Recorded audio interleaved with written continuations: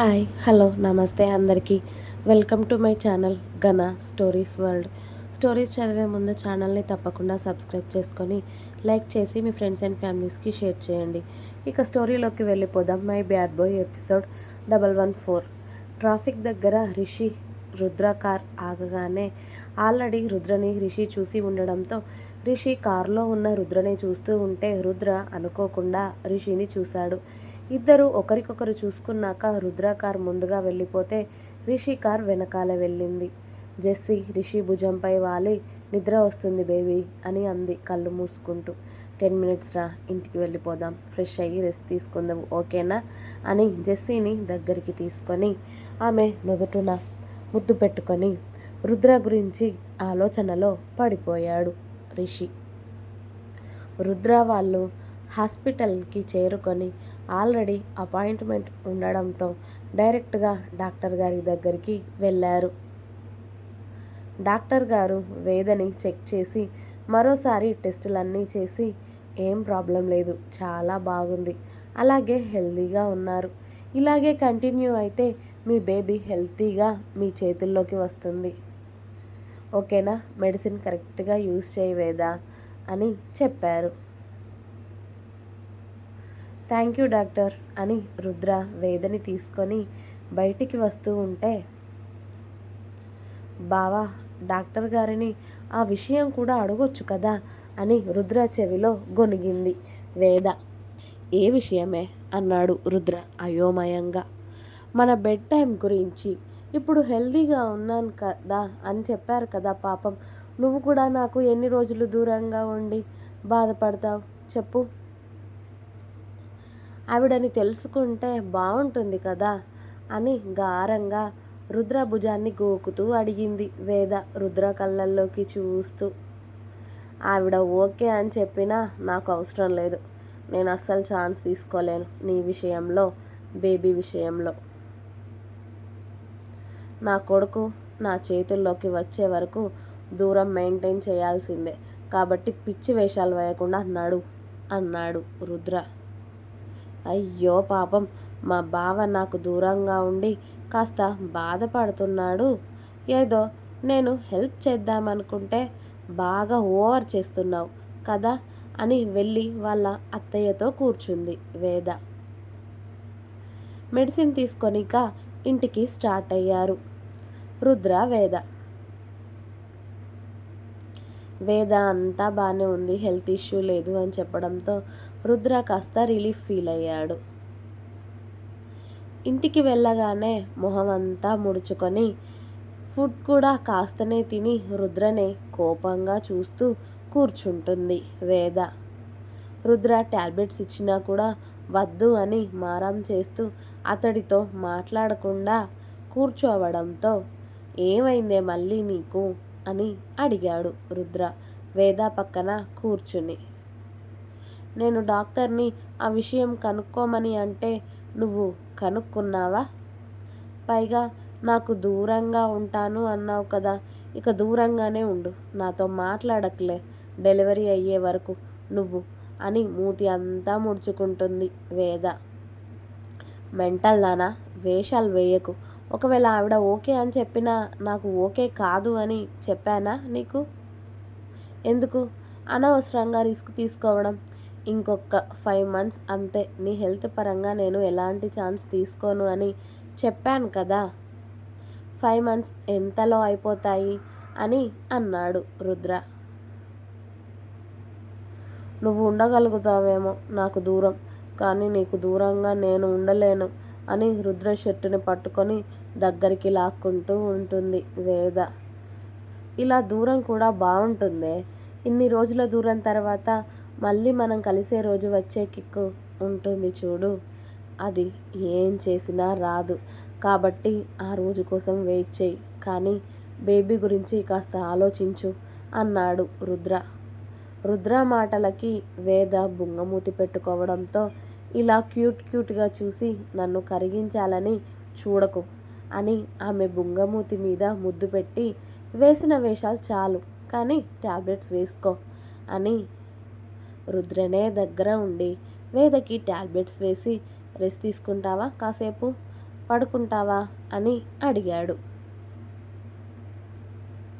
హా, నిద్ర వస్తుంది బావా, ఇలారా అని రుద్ర చేతులు చాచగానే హ్యాపీగా వెళ్ళి అతడి ఒడిలో పడుకుంటుంది వేద. రిషి అప్పటికే హైదరాబాద్కి వచ్చి వారం రోజులు అయ్యింది. రిషి రుద్ర గురించి పూర్తి ఇన్ఫర్మేషన్ తెలుసుకుంటూనే ఇటు జెస్సీతో టైం స్పెండ్ చేస్తూ అటు వాళ్ళ నాన్నని కూడా చూసుకుంటూ ఉన్నాడు. అలాగే నిఖిల్ చనిపోయిన దగ్గర నుండి శేషు ఆఫీస్ని పట్టించుకోకపోవడంతో ఇక్కడ చాలా వరకు నష్టాల వైపు పరుగులు తీస్తున్న వాళ్ళ బిజినెస్ని చేతుల్లోకి తీసుకొని వాటి పనుల్లో కూడా పడిపోయాడు.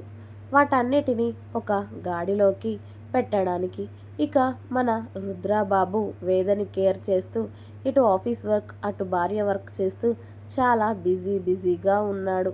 అతడు ఆఫీస్లో ఉన్నా కూడా అతడి ప్రాణమంతా కూడా వేద మీదే.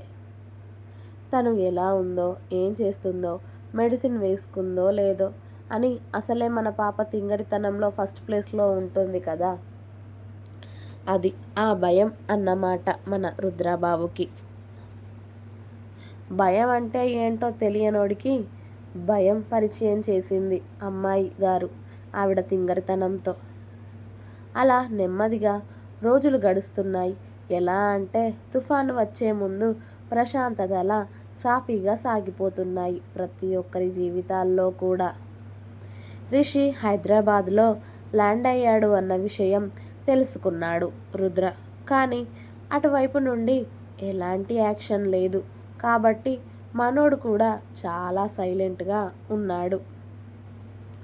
అతడి పనేదో అతడు చేసుకుంటున్నాడు. ఒకడు మన జోలికి రానంత వరకే రుద్రబాబు సైలెంట్గా ఉంటాడు. అదే ఒకవేళ వాడికి చావు మూడి ఎవరైనా రుద్రని గెలికితే తప్ప మనోడి నుండి రియాక్షన్ ఉండదు. పైగా కొన్ని రోజుల నుండి జోసెఫ్ దగ్గర నుండి కూడా ఎలాంటి అటాక్లు కూడా లేవు. వాడి నుండి ఎలాంటి ఫోన్లు లేవు. పైగా ఇప్పుడు కొత్త విలన్ రిషి పుట్టుకొచ్చాడు. వీడు మంచోడా చెడ్డోడా ఎలాంటి వాడో తెలియదు. కానీ రుద్రని ఏసేయడానికి మాత్రమే వచ్చాడు అని ఇన్ఫర్మేషన్ రుద్ర చేతిలో ఉంది. ఇక జీవన్ బాబు ఇటు రుద్ర గురించి చూస్తున్నాడు. రిషి కదలికలను కూడా గమనిస్తూనే ఉన్నాడు. పైగా మన రుద్ర శత్రువులు ఎవరు అనేది రుద్ర కన్నా ముందుగా జీవన్కి తెలిసిపోతూ ఉంటుంది. అందుకే మనోడు త్వరగా రుద్రకి చేరవేస్తాడు ఈ విషయాలు అన్నీ కూడా.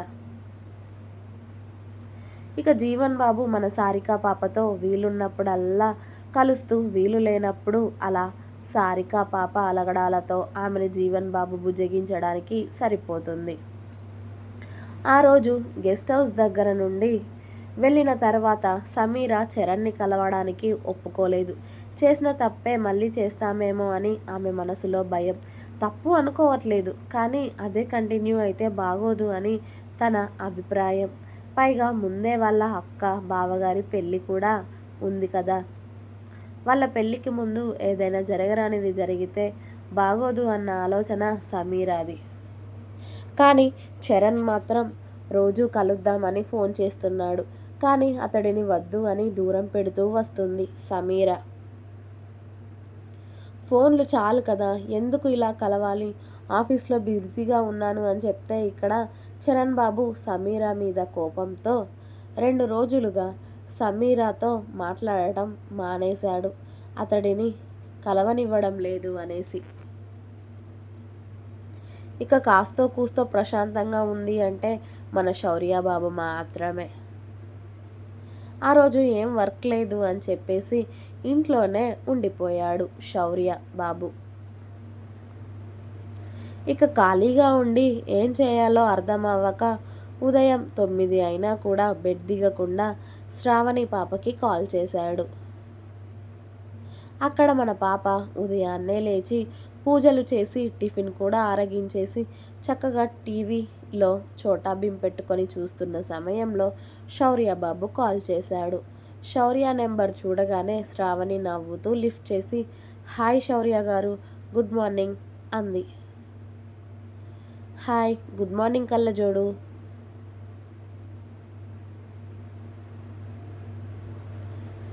ఇంకా ఉంది. మీకు నా స్టోరీస్ నచ్చినట్టయితే ప్లీజ్ లైక్ చేయండి, షేర్ చేయండి. అలాగే ఛానల్ని తప్పకుండా సబ్స్క్రైబ్ చేసుకోండి. ప్లీజ్ సబ్స్క్రైబ్ మై ఛానల్ గనా stories world. Thanks for watching my video. Bye bye. Please like, share and subscribe.